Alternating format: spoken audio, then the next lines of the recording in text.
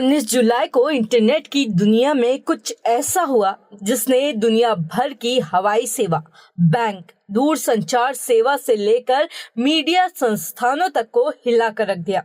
19 जुलाई 2024 को अचानक दुनिया की सबसे बड़ी आईटी कंपनी माइक्रोसॉफ्ट के सिस्टमों में आई एक तकनीकी खामी ने पूरी दुनिया में तहलका मचा दिया। ये इतिहास का सबसे बड़ा आईटी क्रैश था। ये क्रैश क्यों आया, इसकी वजह क्या थी और इसने कैसे दुनिया की रफ्तार को थाम लिया, इस पूरे वीडियो में हम आपको बताएंगे। लेकिन उससे पहले अगर आप चैनल पर नए हैं तो हमारे चैनल को लाइक, शेयर और सब्सक्राइब जरूर कर लें।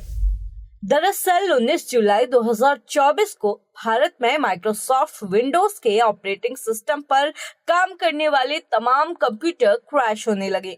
कंप्यूटर की स्क्रीन नीली होकर बंद होने लगी। थोड़ी ही देर में ये समस्या इतनी बढ़ गई कि भारत की विमानन सेवाएं प्रभावित होने लगी। कुछ देर बाद पता चला कि ये परेशानी न सिर्फ भारत में बल्कि पूरी दुनिया के कंप्यूटर्स में आ रही है।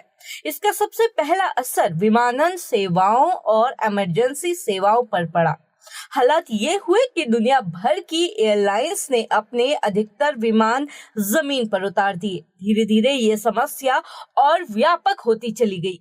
फाइनेंस, आईटी, यहाँ तक कि मीडिया संस्थानों का भी कामकाज धीरे धीरे या तो प्रभावित हुआ या तो बंद करना पड़ा। यहाँ तक कि दुनिया के सबसे बड़े ब्रॉडकास्टर स्काई न्यूज को भी अपनी स्क्रीन बंद करनी पड़ी। पूरी दुनिया इस आईटी क्रैश से हैरान थी। आइए अब समझते हैं कि दरअसल ये आईटी क्रैश आया क्यों।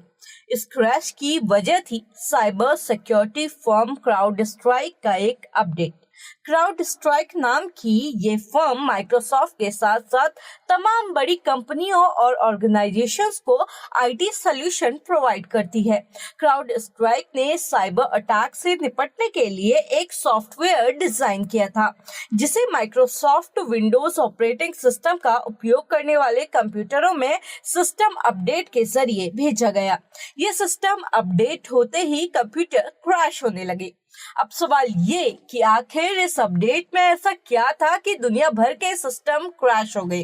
दरअसल इस सिस्टम अपडेट के जरिए कंप्यूटर्स में एक बग आ गया और इसने एरर्स की संख्या को इतना ज्यादा बढ़ा दिया कि संभालना मुश्किल हो गया और सिस्टम्स क्रैश होने लगे। अब सवाल ये कि बग आखिर होता क्या है। तो बग सॉफ्टवेयर डिजाइन या कोड टाइप करने के दौरान होने वाली भूल या किसी गड़बड़ी को कहा जाता है। अब आप ये जानना चाहते होंगे कि अगर एयरलाइंस कंपनियों के सिस्टम क्रैश हो रहे थे तो जो विमान उड़ान भर रहे थे वो एटीसी यानी एयर ट्रैफिक कंट्रोल या फिर आपस में कैसे संपर्क कर रहे थे। तो आपको बता दें कि ऐसी स्थिति में एयरलाइंस कंपनियों के पास काफी सारे ऑप्शंस होते हैं। सबसे पहला होता है बैकअप सर्वर। बता दें कि एयरलाइंस कंपनियों के पास बैकअप रिडेंट सर्वर होता है जो मेन सर्वर के बंद होते ही ऑटोमेटिकली टेक ओवर कर लेता है। इससे काम चल जाता है। दूसरा ऑपरेशन होता है इमरजेंसी कम्युनिकेशन नेटवर्क।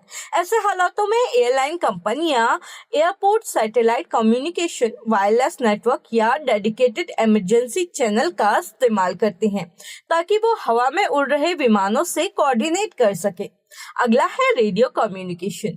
एयरलाइंस कंपनियों के पास एक खास तरह का रेडियो कम्युनिकेशन होता है जो अलग रेडियो फ्रिक्वेंसी पर काम करता है। इसके जरिए विमानों, एयर ट्रैफिक कंट्रोल और ग्राउंड स्टाफ से बातचीत की जाती है। वैकल्पिक डेटा सेंटर भी इनमें से एक ऑप्शन है। एयरलाइंस कंपनियों के पास सेकेंडरी डेटा सेंटर या क्लाउड सर्विसेज होती है जो ऐसे हालातों में एक्टिवेट कर दी जाती हैं ताकि प्राइमरी डेटा सेंटर में हुई दिक्कतों से उसी वक्त निपटा जा सके। ऐसे ही कई ऑपरेशंस हैं जिनके जरिए हवा में मौजूद विमानों से संपर्क साधा जाता है ताकि सेफ लैंडिंग और टेक ओवर हो पाए और किसी भी यात्री को दिक्कत का सामना न करना पड़े। हालांकि अभी क्राउडस्ट्राइक ने इस बग का कारण पहचान लिया है और वो इसके सॉल्यूशंस पर काम कर रहे हैं।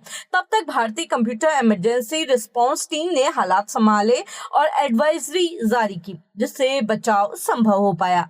आईटी एक्सपर्ट्स की माने तो जिस क्राउड स्ट्राइक का काम माइक्रोसॉफ्ट के विंडोज ऑपरेटिंग सिस्टम को सुरक्षा देना था, उसी एंटीवायरस ने माइक्रोसॉफ्ट की परेशानी बढ़ा दी। विशेषज्ञों का कहना है कि क्राउड स्ट्राइक की इस गड़बड़ी को मैनुअली ठीक करना होगा। ये रिमोट एक्सेस के जरिए नहीं सुधर सकती है और इस प्रोसेस में कई दिनों का वक्त भी लग सकता है।